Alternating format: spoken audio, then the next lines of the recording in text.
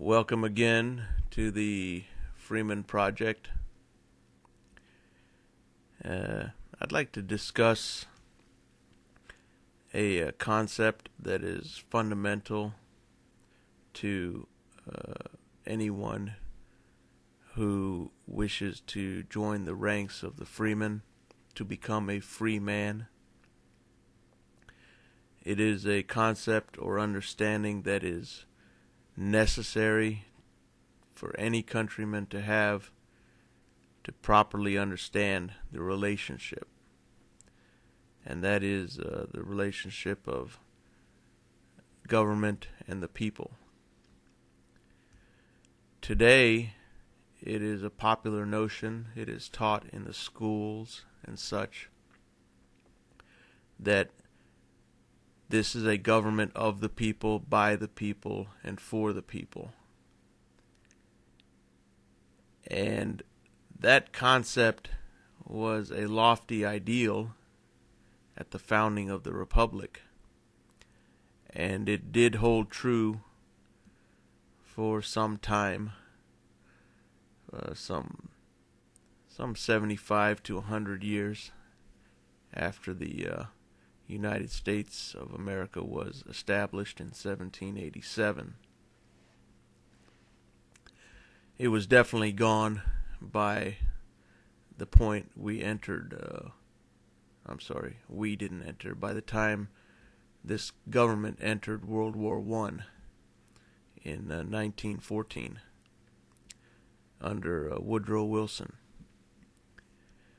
At that point, we can effectively consider the government to have detached itself from any constraints or rule or control by the people.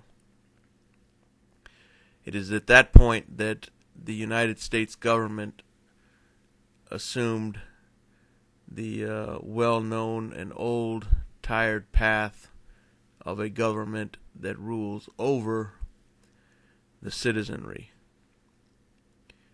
And there's no doubt that nothing has changed from that point till now, except that it has only gotten worse in degree. And a freeman understands that the government is separate from the people, that to harm the government does no harm to the people, it only does benefit. But the vast majority of this nation still live under that misconception. And it is something that we must constantly drill into people's minds, constantly propagate at every junction, that this government is separate, it is run by an elite, a ruling class, and that its interests are diametrically opposed to the interests of the countrymen, for the most part. Like any parasite, it does that parasite no good to kill the host. So the interests of this government are to keep us alive and running well enough to simply produce wealth that they can suck up and use for whatever purposes they see fit. Not quite unlike that movie, that great fictional series, The Matrix, where the people are subjugated by the machines and put into pods where they can produce energy from them. That's essentially the situation we live with under this government and this ruling class. We are simply here today as subjects to toil away for a lifetime to produce some great amount of wealth, a staggering amount of wealth, I tell you. The American worker is the most productive worker on the planet, the most innovative and most hard-working and long-working individuals on the planet. They produce a staggering amount of wealth over a lifetime. I'm talking about skilled individuals in technical fields, in manufacturing. The technicians, the scientists, the engineers, the welders, the assemblers. That group of people produce some few $1 million worth of wealth per person over a working lifetime. Possibly $10 to $20 million of wealth. And yet they see very little of that. And that is a secret to many people. To most people, they sit there not quite understanding why they arrive at the end of a lifetime with nothing to show for it. But for many of us, the freemen, it is a well understood concept that most of that wealth has been sucked away and stolen by this government over that lifetime. And that gives rise to our valid beliefs of a separate government, an enemy of the people, and one that is malevolent and needs to be brought under control. And if not brought under control, then it must be removed and replaced.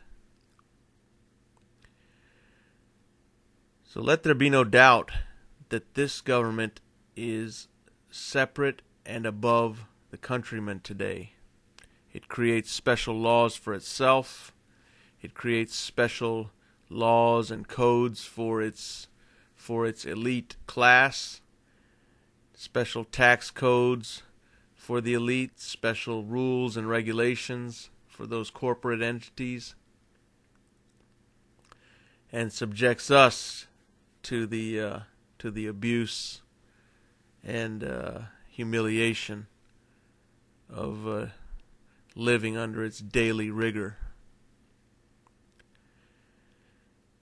And of course people should be angry at that by this point, but like I said, most people are thoroughly indoctrinated in the falsehood that government is still under their control, that through their stupid little elections with their one little vote in the booth, that somehow they exert control over the decision making of the government.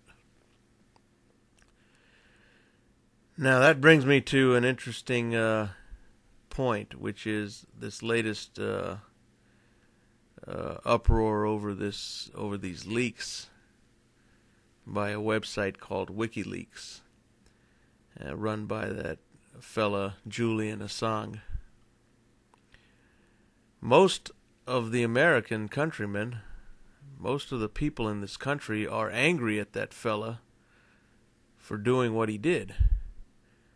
Because again, this derives from that notion that somehow he has harmed them personally because they feel they have a stake in the game, some skin in the game, in the sense that this government is a face of them across the planet, that they are connected with the government and its policies. It's a laughable notion, but nevertheless, that is what they believe.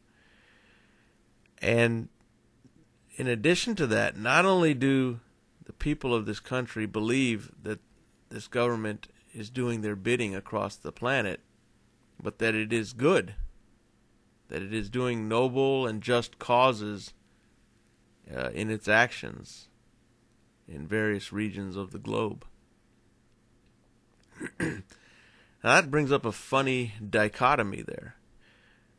Those people, mainly those so-called conservatives and patriots, if you ask them about the nature of government in relation to themselves or the American people, then they suddenly become very similar to freemen in the sense that they talk about the government as a separate entity, as an overlord. And yet, if you ask them about that very same government in its actions with respect to foreigners or foreign nations, it reverts back to being a noble and just entity that is there with the people's approval and with the people's honor at stake. You get that? The government is good in its actions outside the country. The government is evil and separate in respect to its actions inside the country. And yet it's the same group of individuals running that government. It's a laughable notion that a third grader could figure out when presented with the simple facts. A government cannot be evil within its borders and suddenly revert to good and noble causes outside its borders. If you can see the evil that it commits here, then you can only rightfully assume and understand the evil that it commits over there, and in far worse measures. So this is an issue that all freemen should bring up when discussing these things, is that there's no way you could call your actions of the government evil here and good over there. There's no possible way. It's complete deviation from human nature. And in addition to that, you can say that since we know the government is evil here and we know the government is evil there, then this revelation is a good thing, because it brings the sunlight on these activities, these backdoor activities, these under-the-table activities between the ruling class here and the elites and ruling classes of those other regimes. You see, a government can only operate as an overlord by keeping its true actions and its true motivations secret. Because people are not inherently evil themselves. They want to do good, but they're simply not informed of the situation, the evil that is committed in their name, and for the most part, the evil that is committed against them directly. That is why you do not see mass outrage at this government yet. We still haven't reached that threshold.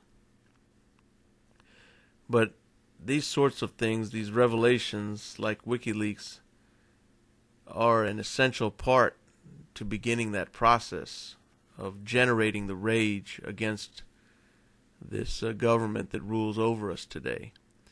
Because if you don't know what it does, if you're still sitting in that pink flower field, believing all the lies that are spewed at you by its official mouthpieces, by the mainstream media and such, well, then you could never get angry at it. You would believe that the government is the best thing for you. In closing, I would only say that I think that in addition to this foreign element of the WikiLeaks, we need to have a similar thing going on with a domestic version of WikiLeaks. Something that shows in a stark manner the evil and corruption that is going on with respect between this government and the people here. It can be a tough matter to get people outraged about injustices committed against Arabs or South Americans or Vietnamese and such. But one only needs to read a few lines about cutthroat deals committed against themselves to build that anger, to get the blood boiling. And that would be a good thing to have the same type of revelations brought forth in the dealings with the countrymen here. That is all I have to say on that particular subject and the separation of the people and the state today. It is something we must all realize and then take action upon. And we will.